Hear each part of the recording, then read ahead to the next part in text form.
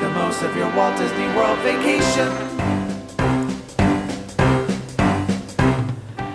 The top 6 reasons not to overlook Storybook Circus. Hi, I'm Herb Leibacher, and welcome to episode number 129 of the World of Walt podcast. Make the most of your Walt Disney World vacation for the week of November 5th, 2017. This is the podcast for Walt Disney World fans, whether you're planning your next trip or just enjoy reliving a little bit of Disney magic. It may seem like a lifetime ago, but Mickey's Toontown Fair closed in the Magic Kingdom back on February 11th, 2011, as part of the construction of New Fantasyland. Parts of Toontown were torn down, while other parts were rethemed. After a phased opening process, the new and complete Storybook Circus opened on October 4th, 2012. Some people overlook this area of the park, but it actually has a lot to offer. So today we're going to take a look at the top 6 reasons not to overlook Storybook Circus. To help me explore this topic, I'd like to welcome a guy who, unlike some characters in Storybook Circus, has ears that are a perfectly normal size, Aaron Cohen. Aaron, welcome to the show. That's an odd opening. I like it. Perfectly normal sized ears. I've seen them. Perfectly normal size as compared to some of the characters that we'll talk about later on. Yes. So Storybook Circus, I'm glad that we're going to spend a little bit of time talking about it. It's one of those areas I think people write off, but there is a lot to see there. But before we get to Storybook Circus, the infamous warm-up question today, what is your favorite shop on Main Street, USA?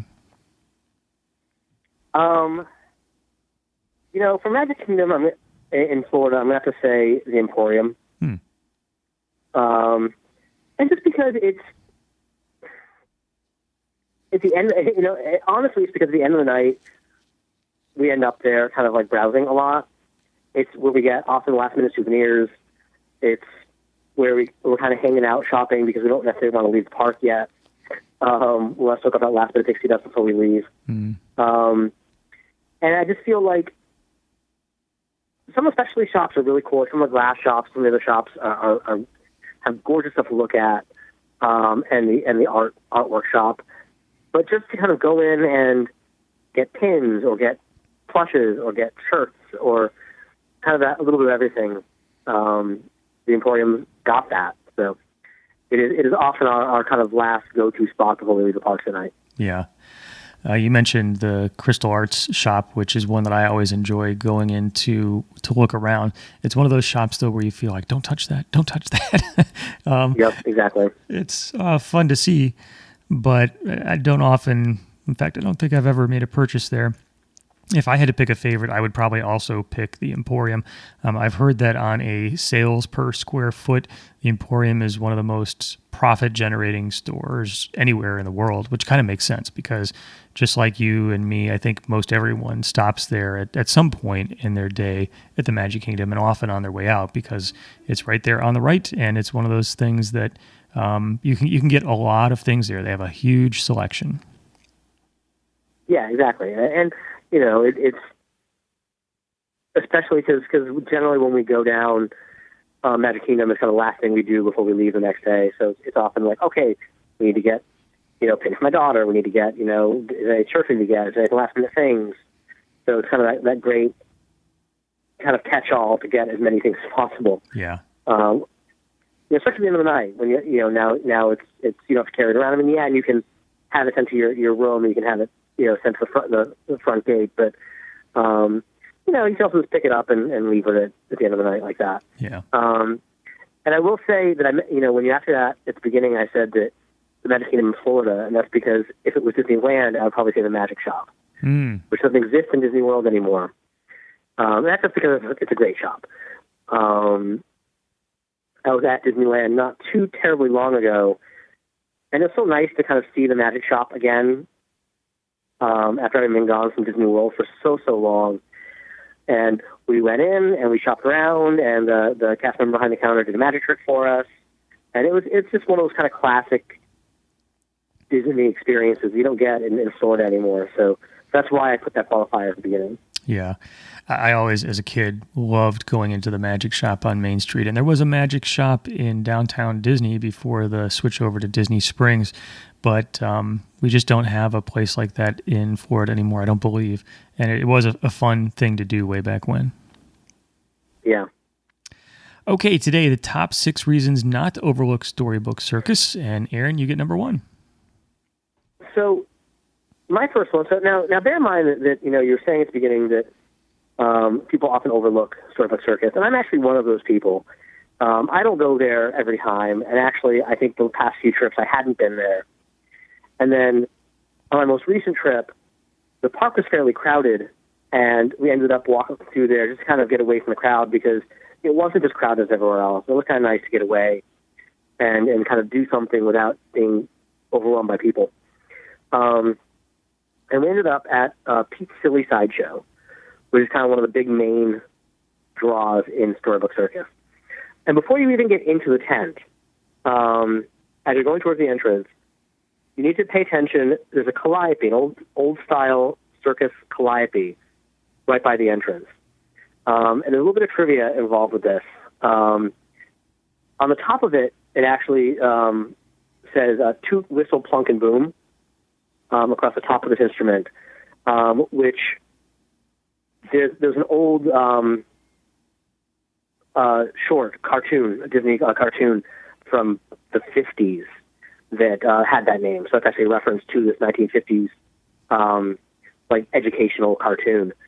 And then on the bottom of the calliope, it shows that it was manufactured by Melody Time Company, Melody Time Brass Horn Company. I'm looking at the photo I took of it as we talk. So it's the Melody Time Brass Horn Company, and it was used by the Melody Time Brass Horn Band. And in 1948, there's a Disney film called Melody Time. So that is all a reference to this old Disney film. So before you even get into the Pete's Silly Sideshow proper, there's this calliope, there's a couple little Disney history references. So next time you're there with your family, you can point that out and wow your friends and family with that information. In my head, that's exactly how that works. Anyways, once you get into the tent is basically a meet and greet area. You've got Donald, Goofy, Daisy, and Minnie. And they're all set up and all dressed up like circus characters. Donald is a snake charmer. Goofy is a stuntman. Daisy is a fortune teller. Minnie has a little squad of dancing poodles, trained poodles. And there's 4 separate sections, and each one is the background is themed to the characters and the costumes. There's generally 2 separate lines, one for Minnie and Daisy, one for Donald and Goofy. So that's when I did it. I actually waited in line on one side and saw Minnie and Daisy, and then got back in line on the other side to see the other 2. And I will say that obviously the people playing the characters changed. Obviously, not the same people every day, all hours. But last time I was there, I had hands down some of the best meet and greet experiences I've ever had at Pete's Silly Sideshow. Wow. In particular, Donald Duck was phenomenal. And it always impresses me when you go to Disney and you meet and greet with a non-face, as long as the face characters that can talk. You know, when you meet Mary Poppins on Main Street, you're talking to her, you're having a conversation. The costume characters entirely have to converse with body language and with pantomime because they can't talk to you, with the exception of the Mickey Mouse at Town Square Theater. So the fact that they can be this expressive without any words is always impressive to me. And last time we were there, these characters just knocked it out of the park. And like I said, your mileage may vary, but if this is kind of the quality they expect for these characters, it is well worth doing just for that. But also, we didn't wait long for any of them. It was a busy day, and we waited maybe 15 minutes for Daisy and Minnie, and maybe 10 for Donald and Goofy. So if you want to do a meet and greet, maybe not want to wait in like the hour-long line for Mickey on Main Street, this might be a good way to go do that.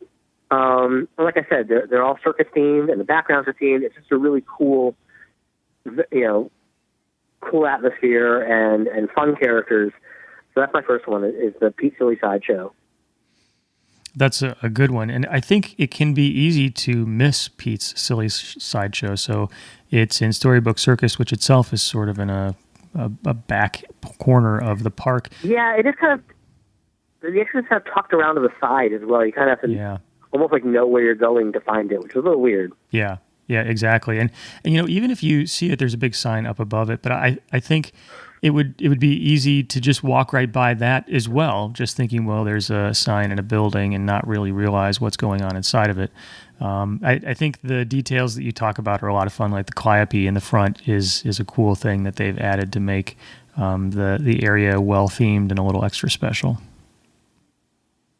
Yeah, and so it's like I said, it's if you're looking for meet and greet, you're looking for maybe a little out of the way, and maybe not the standard dressed characters. You want something different than Donald in the sailor outfit. You can get Donald the Snake Charmer this time. Mm-hmm. And because it is tucked away, it's often not as busy. Yeah, good one, Pete's Silly Sideshow. Okay, number 2. So I'm going to go directly next door to Pete's Silly Sideshow. We talked about the Emporium at the start, and I'm going to talk for a moment about Big Top Souvenirs. So Big Top Souvenirs is a huge merchandise store in Storybook Circus, and they really have a big selection of gift items. So this is one where if you buy something back there, if it's something sizable, you may want to have it shipped to the front of the park or shipped back to your Disney resort.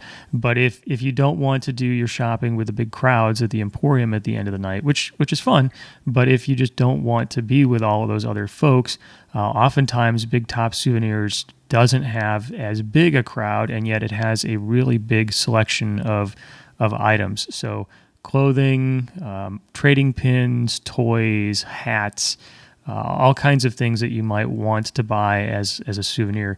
Big Top Souvenirs is a great place to do it. And it's also a great place to duck in and just browse a little bit to get out of the weather. Yeah. Also, they have some sweets, too. They have like candied apples and some stuff there in the center. Mm-hmm. Exactly. Okay. Big Top Souvenirs is number 2. So number 3, Aaron, back to you. So my next one is a classic that used to be over in Fantasyland and got moved, and got a pretty sizable upgrade as well. And that's Dumbo, Dumbo Flying Elephants, which admittedly isn't a ride I personally do often. It is obviously one of those rides geared more for kids. Climb into the elephant and go around in circles, and you can pull the lever to raise and lower. I have done it. It's fun. As an adult, I can definitely say that I have done it before and probably will do it again. But it is one that obviously the kids really go nuts for. And it used to be, when it was in Fantasyland, it used to be just one carousel, so it often had long lines. It was a very popular ride. When they moved it over to Storybook Circus and gave it its facelift, they actually added a second one. So often the waits are a little bit, better just because there's now 2 different Dumbo carousels running. And there's also a big playground area. Instead of kind of interactive queue, we stand in line and you kind of touch things and do things as you walk. This has a big, basically jungle gym playground area with the net walkways kids can run across and different things. So if the kids kind of want to go run and play while they're waiting, they can go do that in this area. Or even just go in and play and get out of the sun for a few minutes and burn off some energy. If the parents want to sit and let their kids run around, it's a good place to do that too. Yeah. So you've got your classic attraction, you've got your little playground area for the kids, and this is one that the ride itself, I mean, you're going around in circles in an elephant. If you walk by it at night, the lighting is gorgeous. An amusement film carousel, it's not really a carousel, I'm just using that term because the elephants go around a center point. And it's all circus themed, obviously. But at night, it's just lit up with blues and reds, and there's lights in the water. So even if you just walk by it, just to kind of appreciate the Disney lighting, it's worth just to see that. I agree. I think that Storybook Circus is a pretty area in the evening, and I think Dumbo probably takes the prize for the most beautiful item in the Storybook Circus area at nighttime because of the way the attraction is lit up and the reflections off of the water that's at the base of the attraction. It's a very, very pretty area, and the water adds some sort of noise and movement as well. The fact that we now have dual Dumbos, I think, has helped a lot with the wait times. The fact that it's been moved and really isn't front and center anymore has probably helped with the wait times too. So checking out Dumbo is fun. I have ridden it as an adult. I think one of the fun things about it is you can control the up and down movement, but also that you get to see a lot of what's going on around you. It's a great way to look out over what's going on in Storybook Circus and even some of the rest of the park. You get some nice vantage points. Yeah, and it was there. So last time I was there, and so I'm assuming it's still there, and obviously things at Disney change all the time. In between the two different carousels, they had one of the Dumbo ride vehicles just there on the ground that you could kind of sit in and get your photo taken. Yes. So if you want a good photo of you riding Dumbo the elephant, you can go do that there as well. Yep, agree. I'm glad that they did that because it's one of those classic photo opportunities everybody wants, and now you don't have to hold up the load and unload process to make it happen. Right, or have someone try to get it with a fast shutter speed as you fly by. Yeah, exactly. Good. Number 3 was Dumbo's. Number 4. I am going to go smack dab to the middle of Storybook Circus and the Casey Jr. Splash area. So I don't think I'm really the prime audience for the Casey Jr. Splash area. It's more designed for little kids to run around and get wet.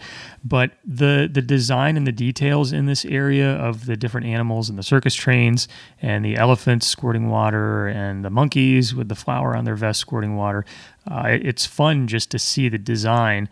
It's also just fun to watch the little kids run around because they are generally having the time of their life getting soaked. And this is an area where if you go into it, you're not going to probably get just a drop or two. You're probably going to get drenched. And so if you decide to partake of Casey Jr. Splash area, just realize that you're going to walk around with squishy shoes for the rest of the day. So if you choose just to enjoy it from afar, I think you'll have a lot of fun looking at the details and the people who are partaking. And if you decide to go head in, just remember that you're probably going to get yourself soaked. Yeah, but I think it is kind of indicative of the very different, I'm trying to think of the right word, very different kind of sensibility that Storybook Circus has versus really the rest of the park. In that, obviously the park is designed for families of, and kids of all ages, as they say. But I think Storybook Circus really, its focus is on younger children, perhaps more so than most of the other areas in the park. You've got Dumbo, you've got the playground by Dumbo, you've got this, the splash area, where really it's just a good place for kids to burn off some energy and, maybe cool off a little bit in, either in the covered playground or in the water of the splash area. But it really just is kind of more of a big playground for little kids to run around and enjoy, and not necessarily waiting along lines for a roller coaster or there's no long complicated rides. It's just fun, and I think that kind of sets the whole area apart from pretty much every other land in the park. Yeah. I think you're right. And it does what it's trying to do well. It still does it in great Disney style with lots of details and fun things to see and do. So I agree. Okay, that was number 4, the splash area. So number 5, Aaron, back over for you. So mine is the other major attraction in Storybook Circus is a roller coaster. It is Goofy's Barnstormer. It is themed after the great Goofini, who's a bumbling stuntman. And it's fun. It's a very low-impact coaster. There's a couple of banks. There's, a couple of very small drops. It's really kind of designed as almost like a starter coaster for younger kids who maybe aren't sure they want to, go on a coaster yet. My wife, who just does not like roller coasters, loves it. It's a good starter coaster. It's a good, it's short. It's only like a minute and a half long or something like that. So I wouldn't wait long for it, given that it's only about a minute and a half long. But it's a great, it's a great ride. It's fun. There's some fun theming. And, if you've got a little one, and I'm fairly sure there's a height requirement on it, like there are on all coasters. I'm not sure what it is off the top of my head. But if you've got a little one who maybe doesn't want to do Space Mountain or Big Thunder, it might be a good way for them to do their kind of like, kid version of the thrill ride. And it's still fast, it's still banks, but it's definitely tamer than some. Agree. I think the description of starter coaster is a really good one.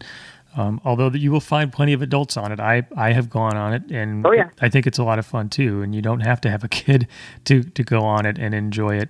But it is a short ride, which I think is good. It's designed for the audience that we've been talking about here, for smaller kids.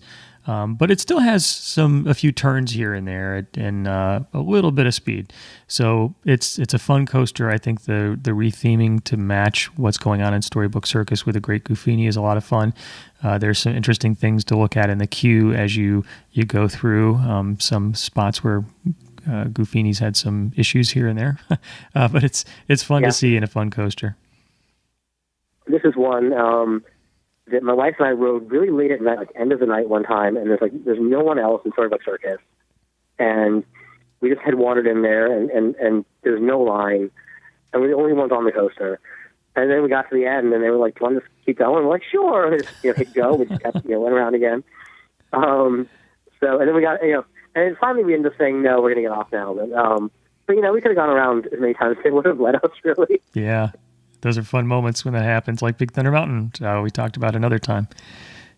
Yeah, not saying that that's going to happen every time, but it's kind of funny. It is one of those, and I think it's indicative of just that sometimes there's no one there. Yeah. I mean, we walked onto it, and it was the end of the night, but it's just one of those kind of it was tucked away. It was late at night. It wasn't that busy, and the cast members had nothing else to do except entertain us. Yep, and that's a good thing. Yeah. Okay, number 5, Barnstormer. Good. So number 6 is over for me, and I'm going to talk a little bit about the food choices. So you mentioned one of the ones that I think is really front and center. So in Big Top Souvenirs, there is a snack area smack dab in the middle, and this snack area includes an open kitchen where you can see the cast members preparing some of the food items. And they really have a pretty good selection. There are some different sweets and pastry sort of items, but there's usually a very big selection of decorated candied apples. And I often refer to these as works of art, 1, because of the price, but 2, because of the care and the design and the detail that go into those apples. It's just amazing. So you can get some snacks inside of Big Top Souvenirs, but there are also a few kiosk kind of locations sprinkled around the Storybook Circus area. My experience is they aren't always all open, and sometimes it seems like the menus vary a little bit, but I've pretty consistently seen popcorn. I've pretty consistently seen pretzels. I think I've seen hot dogs here and there. I do know that the menus change, but most people don't think food when they think of Storybook Circus, and you really shouldn't think of a full sit-down meal because that's not really what happens there.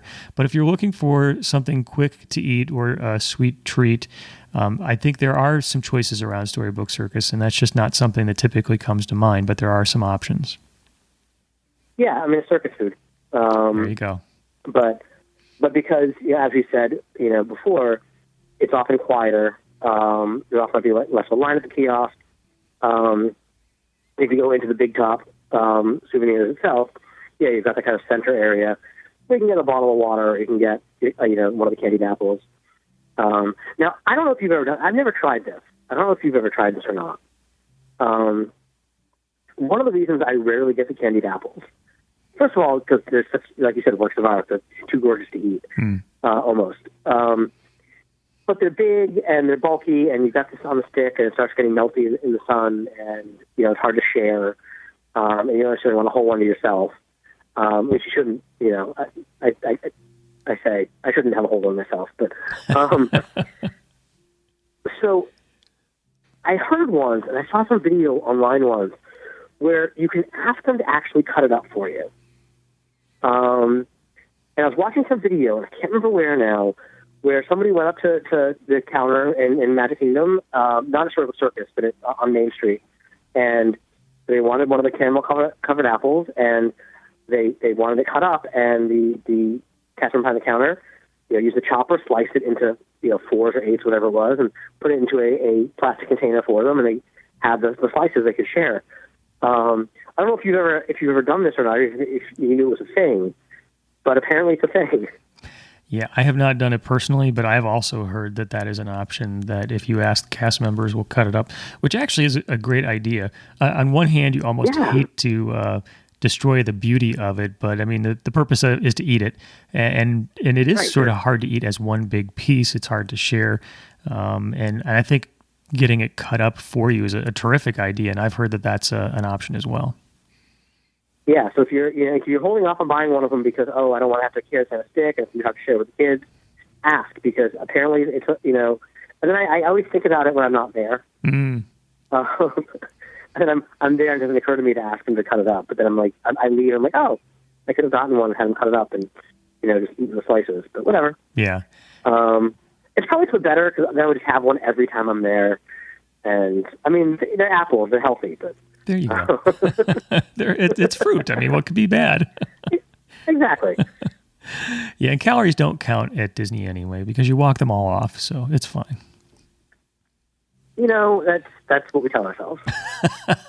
And I'm sticking with that story. I'll tell you, though, that my wife has a Fitbit, and we calculated after I believe our last trip, I want to say it was Disneyland, that we actually were really keeping track of it.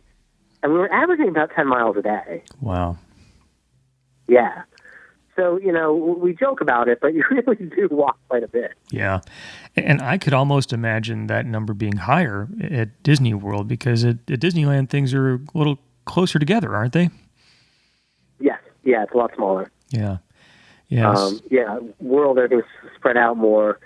And I find that at World, I kind of bounce between lands more. But, it obviously depends on the trip and the experience that you want. But, I don't know how we got here from candied apples, but we did. It was a fun diversion. It was fun. It happens. Yep, it happens. Good. Top 6 reasons not to overlook Storybook Circus. So I hope we have shared some information that people might consider if they were just going to skip right by. Don't skip right by. Why? Because number 1, goodness, I can't speak today. Pete's Silly Sideshow. Number 2, Big Top Souvenirs. Number 3, Dumbo. Number 4, the Casey Jr. Splash Area. Number 5, the Barnstormer. And number 6, surprisingly, the food choices, including some delicious candied apples. So, Aaron, fun list. If people are interested in what you are up to, what's the best way for them to connect with you? Well, the best way is to head on over to magicandmisadventures.com. Magic and Misadventures is my Disney blog, where I talk about all things Disney. It can be anything from ranting and raving about changes. It can be do-it-yourself projects. It can be trip advice. It can be defending changes.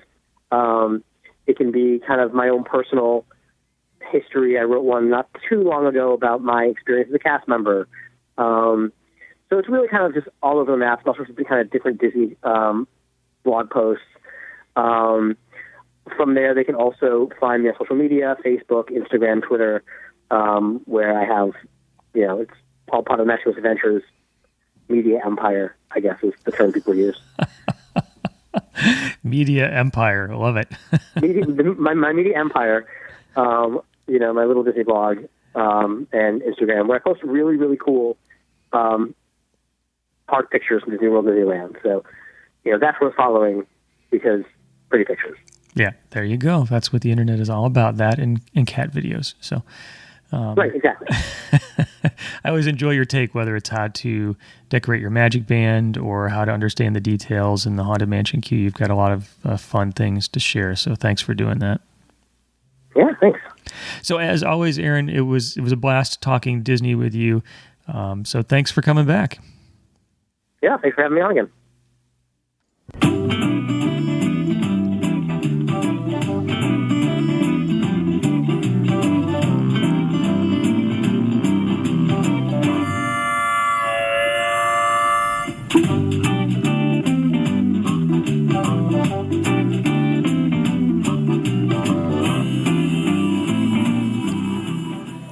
Today we head out to some of the background music that you might hear at the Fantasyland station of the Walt Disney World Railroad.